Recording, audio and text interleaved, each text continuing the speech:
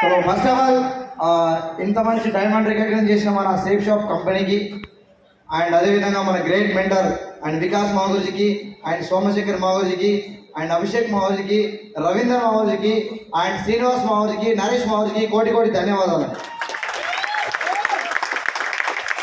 So అంతకంటే ముందు నన్ను జన్మనిచ్చిన నా తల్లిదండ్రులకి, సో ఈ భూమిని తీసుకొచ్చిన వాళ్ళకి కూడా కృతజ్ఞతలు, ధన్యవాదాలు.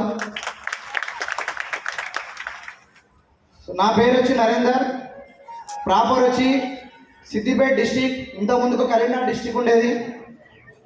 సో కోయడా మండల్ కూరేల విలేజ్ అనే గ్రామం నుంచి. సో బిజినెస్కి ముందు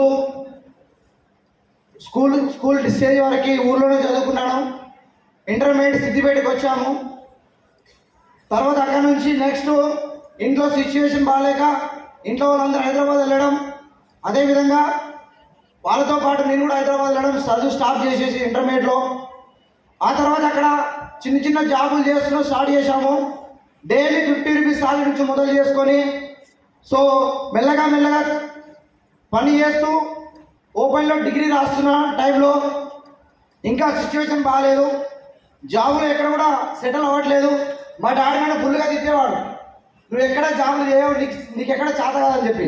నాకు అనిపించేది నేను 100%గా మా డాడీని సాటిస్ఫై చేయాలని చెప్పి. బట్ ఆ టైంలో అగైన్ మళ్ళీ ఇంకో కంపెనీ రావడం, ఆ కంపెనీలోకి వెళ్ళి జాబ్ స్టార్ట్ చేశాము. 2005 నుండి స్టార్ట్ చేసుకొని 2016 వరకు జాబ్ స్టార్ట్ చేస్తూనే ఉన్నాం. 2012లో నా మ్యారేజ్ అయింది. 2012కి ముందుకు వచ్చిన సాలరీతో సింగిల్గా ఉండడమే కష్టంగా ఉండేది. అలాంటిది పెళ్లి చేసుకున్నాను. పెళ్లి చేసుకున్నప్పుడు నా సాలరీ వచ్చి 16,000 సాలరీ ఉండేది. మ్యారేజ్ చేసుకున్నాము. అగైన్ మళ్ళీ ఖర్చులు పెరిగాయి. అప్పుడు అనిపించింది అనమాట, జాబుతో మనం సెటిల్ అవ్వలేము, జాబులో మనకు సరిపోవట్లేదు సాలరీ అని చెప్పి ఏదో చిన్నగా పార్ట్ టైం చేద్దామని చెప్పి ఆలోచించేవాడిని.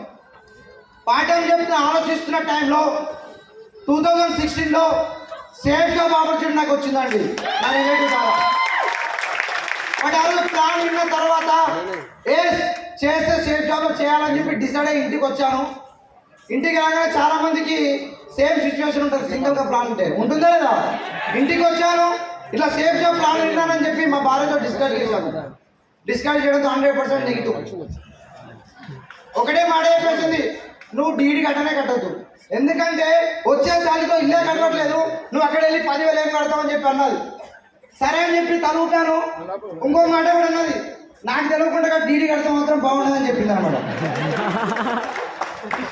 అయినా సరే ఆమె మాట వినకుండా 1 వీక్లోనే డీడీ కట్టేశాం. డీడీ కట్టిన తర్వాత డీడీ కట్టిన తర్వాత 1 వీక్కి ప్యాకేజ్ ఇంటికి వచ్చిందండి. వస్తుంది కదా అందరికి ఇంటికి, ఆ ప్యాకేజ్ కూడా ఇంటికి వచ్చింది. ఇంటికి వచ్చాక ప్యాకేజ్ పేరు పైన ఏముంటుంది, సేఫ్ షాప్ అని ఉంది. ఉందా లేదా? సేఫ్ షాప్ నా పేరు ఉంది అనమాట. ప్యాకేజ్ చూసింది కదా, 3 రోజులు అన్నం తిన్నాడు. 3 రోజులు తిన్నా అన్నం.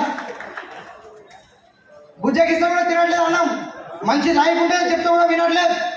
అయినా సరే ఆమె మాటలు వినకుండా నేను దొంగసాటికి వెళ్ళి ట్రైనింగ్ వెళ్ళడం సో చేయడం జరుగుతుంది. అయినా సరే ఆమె మాట విన్న తర్వాత ఒకరోజు నెగిటివ్ అయిపోయాను. నెగిటివ్ అయిపోయి సేఫ్ జాబ్కి రావడం మానేశాం.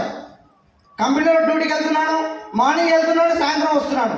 గురుజీ వాళ్ళు వచ్చి మా ఇంటి దగ్గర కూర్చున్నాడు, నరేష్ మాగురు వచ్చి మా ఇంటి దగ్గర కూర్చుంటాడు. రోజు మాగురు వచ్చి కూర్చున్నాడు, మా ఇంటికి గల్లీ చూసేవాడిని. వీళ్ళు ఉన్నారంటే వెనక పారిపోయాడు, లేదు అంటే ఇంటికి వచ్చేవాడిని. ఒకవేళ ఉండే బయటకు వెళ్ళాను కదా, మళ్ళీ మా మేడం ఫోన్ చేసి వాళ్ళు ఉన్నారా వెళ్ళిపోయారా అంటే వాళ్ళు వెళ్ళిపోయారంటే అప్పుడు ఇంటికి వచ్చేవాడిని. ఆ విధంగా చేస్తూ 3 నెలలు తప్పించుకొని తిరిగానండి. 3 నెలల తర్వాత ఒకరోజు మేడ్చల్లో నికేష్ మాగురి కో ట్రైనింగ్ ఇస్తున్నాడు. ఆ కో ట్రైనింగ్లో ఓన్లీ 10 మంది మాత్రమే కూర్చున్నాం. 10 మందిలో ఓన్లీ మిగిలింది నేను ఒక్కడి మాత్రమే. ఎందుకంటే చేస్తే సేఫ్ జాబ్ చేయాలి, లేకపోతే అనుకున్నాను. బట్ సేఫ్ జాబ్ కంటిన్యూ చేశాను. అదేవిధంగా నెక్స్ట్ మా భార్య మరి నెగిటివ్ ఉంది, ఏం చేయాలి? మళ్ళీ నరేష్ మాగురిని అడిగాను. మాగురి మా మేడం మళ్ళీ నెగిటివ్ ఉంది, ఇంకా ఏం చేయాలని చెప్పి అడిగాను. ఓకే టైగర్, నెక్స్ట్ వీక్ మళ్ళీ గురి కోట్రేనింగ్ జరుగుతుంది, అక్కడ తీసుకురా అని చెప్పాడు. కోట్రేనింగ్ తీసుకెళ్ళాను, కూర్చోబెట్టాను. కోట్రేనింగ్ విన్నారు, నా సన్మానం చూశారు, కొంచెం ఇంప్రెస్ అవ్వరు. ఎంత? ఒక్క 1% మాత్రమే. ఆ 1% ఇంప్రెస్ అయిన తర్వాత నెక్స్ట్ వీక్ చెక్ వస్తాయి కదా మనకి, ఆ చెక్ 0 వచ్చింది, మళ్ళీ నెగిటివ్ స్టార్ట్ అయింది. అంటే ఇదే విధంగా కంటిన్యూగా జరుగుతున్న టైంలో ఒకరోజు పాండిచ్చేరిలో సోమశేఖర్ మామూలు ద్వారా ఫస్ట్ దిశ జరుగుతుంది అని చెప్పారనమాట. సరే అన్నాడు నరేష్ బాబుని మీ ఫ్యామిలీని తీసుకోరా టైగర్ అని చెప్పాడు. ఆ రోజుని మా భార్యని దిశాకి అని చెప్పలేదు, మనం ఫ్యామిలీతో ఎంజాయ్ చేయడానికి వెళ్తున్నాం పాండిచ్చేరి కేరళ అని చెప్పాను. సో కేరళ బ్యాగ్ సర్దుకొని రెడీ అయిపోయారు, పిల్లలతో సహా రెడీ అయిపోయారు, సర్దుకొని వెళ్ళిన తర్వాత దిశలో కూర్చున్నాం. దిశలో కూర్చుంటే నేను వీళ్ళకి టైం ఇచ్చేవాడిని కాదు, టీంకు టైం ఇచ్చేవాడిని. అక్కడ కూడా అడిగిందనమాట, మేము నువ్వు ఎందుకు తీసుకొచ్చినావు నన్ను ఇక్కడికి, నన్ను పట్టించుకోవట్లేదు అని చెప్పి. సరే కొద్దిగా వెయిట్ చేయని చెప్పాను. సాయంత్రం మా గురించి ఫ్లవర్ ఇచ్చాడు ఫ్యామిలీకి. సో కొద్దిగా ఇంప్రెస్ అయిపోయారు 10%. సాయంత్రం డ్యాన్స్ ప్రోగ్రామ్ ఉంటుంది అంతేనా కదా దిశలో. ఆ డ్యాన్స్ చూసిన తర్వాత టీం అందరితో డ్యాన్స్ చేస్తే ఫుల్గా ఇంప్రెస్ అయిపోయారు. కరెక్టే కదా.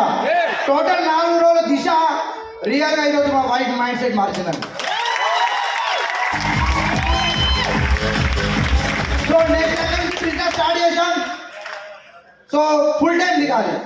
గురించి చెప్పాడు, సినిమా గురించి వచ్చాడు. ఒకరోజు సినిమా గురించి వచ్చి ఒక బిస్కెట్ ఇచ్చాడు, ఇచ్చి టైగర్ ఫుల్ టైం దిగాలన్నాడు.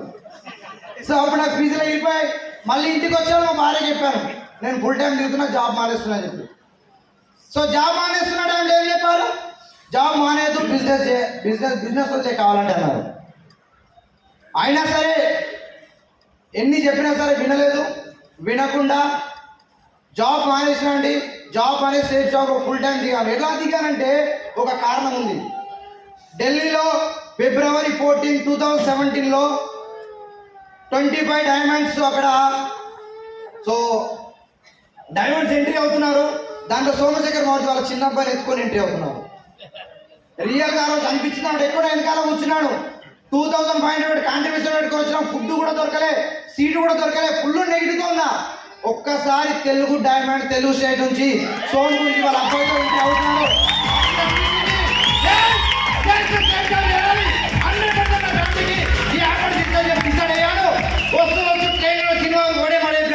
బాగా 100% రిజైన్ చేస్తున్న జాబు వచ్చిన నెక్స్ట్ డే జాబ్ రిజైన్ చేసేసిన ఫుల్ టైం దిగా.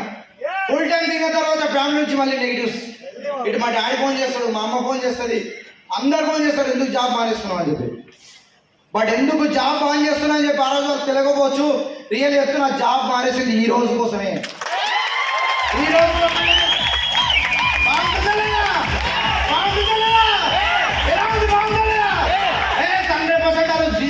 డిసైడ్ అయ్యాను. నేను దీనికోసమే డిసైడ్ అయ్యాను. ఉంటుందా మరి. సో డిసైడ్ అవుతూ వర్క్ చేస్తున్నాం ప్రెషర్లో. సో కాంటెస్ట్ విన్ అయిపోయాం. నెక్స్ట్ ఎక్కడికి వెళ్ళాం, సీదా యూరోప్. ఎక్కడ ఉంటుంది తెలుసా, మనకి మ్యాప్లో ఎక్కడ ఉంటుంది కూడా తెలియదు యూరోప్. కానీ యూరోప్లో ఐఫిల్ టవర్ ఉంటుంది, తెలుసు కదా ఐఫిల్ టవర్ మనం బుక్స్లో చదువుకుంటాం. ఐఫిల్ టవర్ ఎక్కడానికి వెళ్ళాము. ఐఫిల్ టవర్ చూడ అదృష్టం ఉండాలి ఇక చెప్పాలంటే. అది ఓన్లీ సేఫ్ జాబ్ ద్వారా సాధ్యమవుతుంది. ఎక్కడ కూడా సాధ్యం కాదు. ఒక్కసారి కాదు, 2 సార్లు యూరోప్. అండ్ అదేవిధంగా నెక్స్ట్ 27కి మళ్ళీ మాగుజోతో మళ్ళీ యూరోప్ వెళ్ళబోతున్నాం. ఐఫిల్ టవర్ ఈసారి 3వ బాగుంటుందా లేదా. సో చేస్తున్నాం. ఎన్నో నెగిటివ్స్ వచ్చినాయి, చాలా మంది నెగిటివ్స్ వచ్చాయి. ఎంతో మంది నాతో కలిసి పనిచేసిన బిజినెస్ మానేశారు. అయినా సరే నిలబడ్డాను. మా గురించి వాళ్ళు ఒకటే మాట చెప్పాడు, వికాస్ మా గురించి ఒక మాట చెప్తాడు, చాలా తెరపాస్ దమ్మే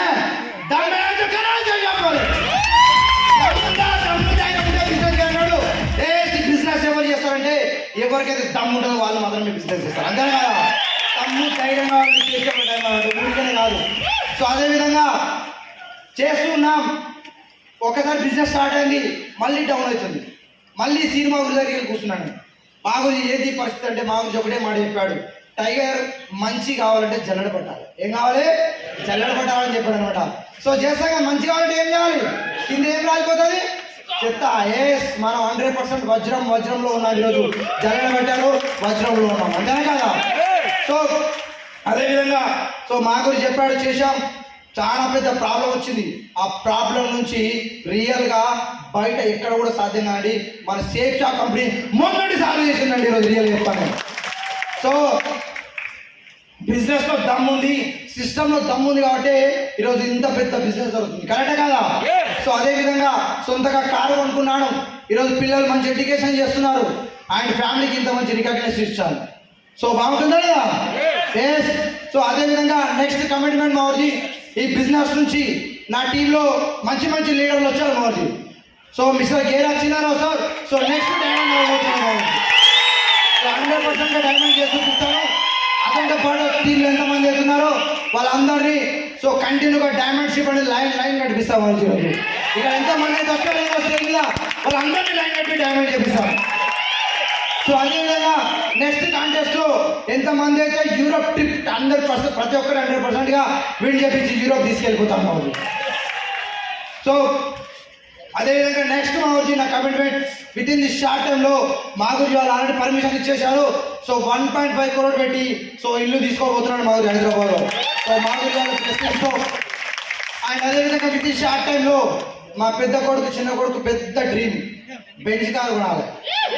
సో 100%గా within the short time ఇక్కడే కమిట్మెంట్ ఇస్తున్నా, విత్ ఇన్ ది 2 years లో వాళ్ళ చేతిలో బెంచ్ కార్ పెడతాను 100%గా.